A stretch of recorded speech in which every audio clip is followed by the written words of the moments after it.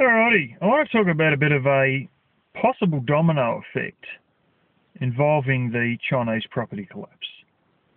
And if you can do simple mathematics, you'll realise that people who earn gross $2,500 to $4,000 a year are not going to be able to afford a $70,000 down payment on a $300,000 apartment.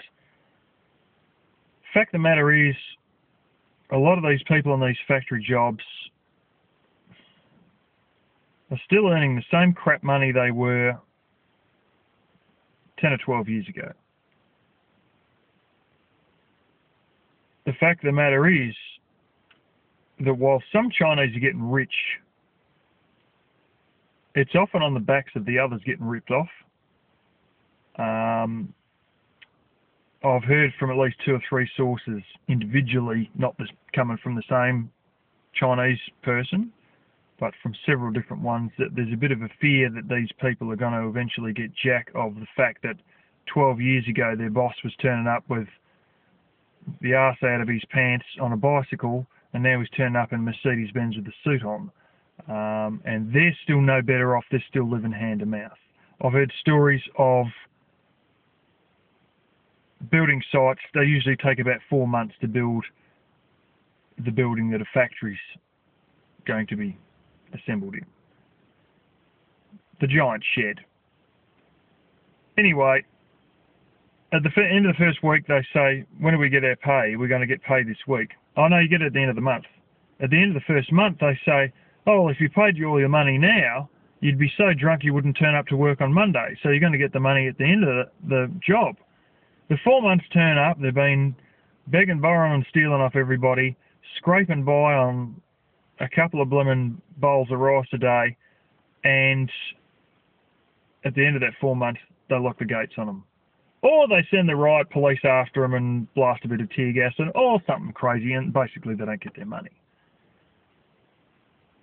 Now,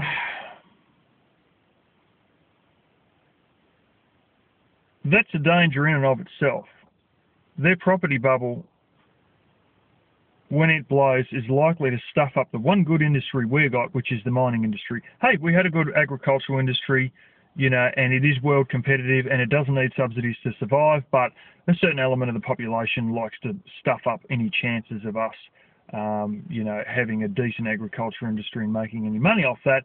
So all we've really got to fall back on is a whole bunch of pen pushers who don't do a great deal, and really speaking, it's just mining, digging stuff out of the ground and sending it to China. They ain't going to need that stuff if they're not building any more houses. Yeah. So that'll be the end of the mining industry and possibly a massive shake-up for us as well. And Brazil too. Now, let's think about all this. When their property bubble blows, the rich Chinese who have invested in all this sort of stuff, they're going to be running scared. People are going to lose a lot of money. These rich people may become entirely poor, or the people who invested money in it who weren't involved in the actual property building but invested money into it are going to be running scared because they would have lost most, if not all, of their money.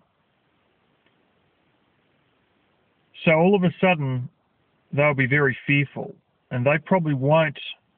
Well, first of all, they would have lost a lot of their money, so they may want to build up some more money of their own to hang on to before they decide they've got enough money that they probably should start investing. Furthermore, when the market's in chaos, just like the GFC, they generally hold back from investing, and they wait till the storm passes, things clear, things calm down, and then they start investing. You know what this is going to mean, though? These people were possibly the same people that were buying US bonds. The Chinese government about 9 months ago or more has stated that they have no reason to buy US bonds, Euro bonds, or any other sort of bonds, or accumulate any more foreign reserves or anything like that. So the Chinese government isn't really bothering buying them. Who is probably buying them is the same wealthy Chinese who are probably also invested in their own property market. When they get scared, when the herd turns after the Chinese property collapse, they'll probably suddenly stop buying US bonds too, until they've built a bit more money up, until they feel that the market's calm enough and safe enough that they should probably invest, because they're likely to get their investment back plus some more. In that,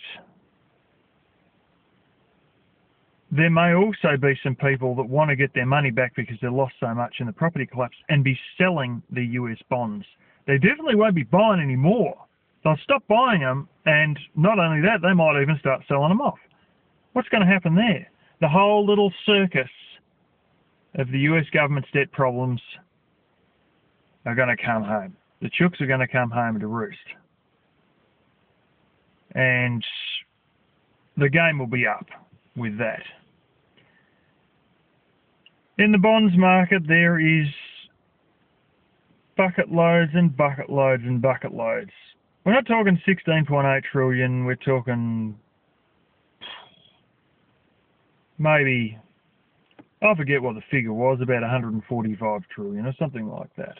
I don't know. It is on the Ascent of Money. It does tell you how much on that DVD set. On top of that, it's probably increased since that was made in 2009 or something.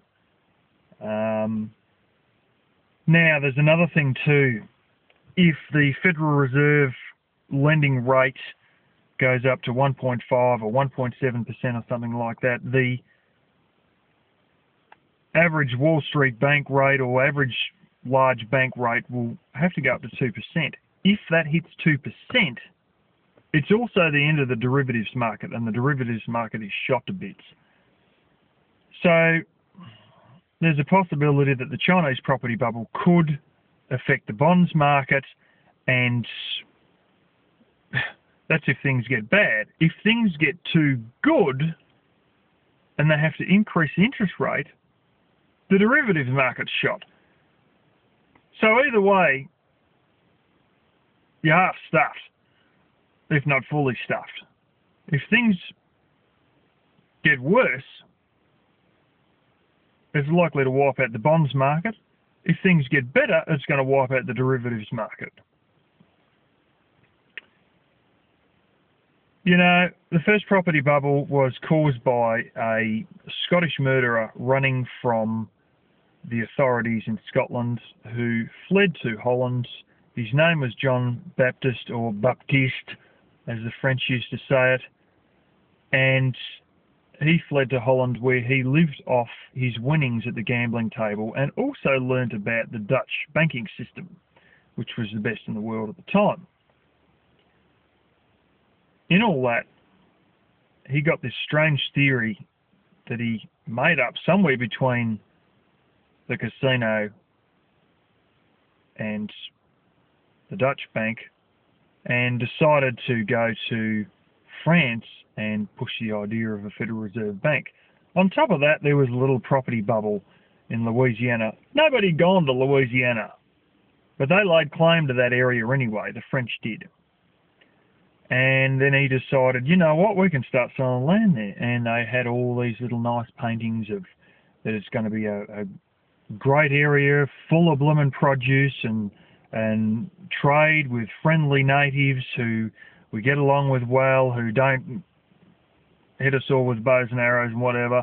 And eventually they actually managed to convince some people in the German borderlands, who are actually Germans living in the edge of France, to go and set up there.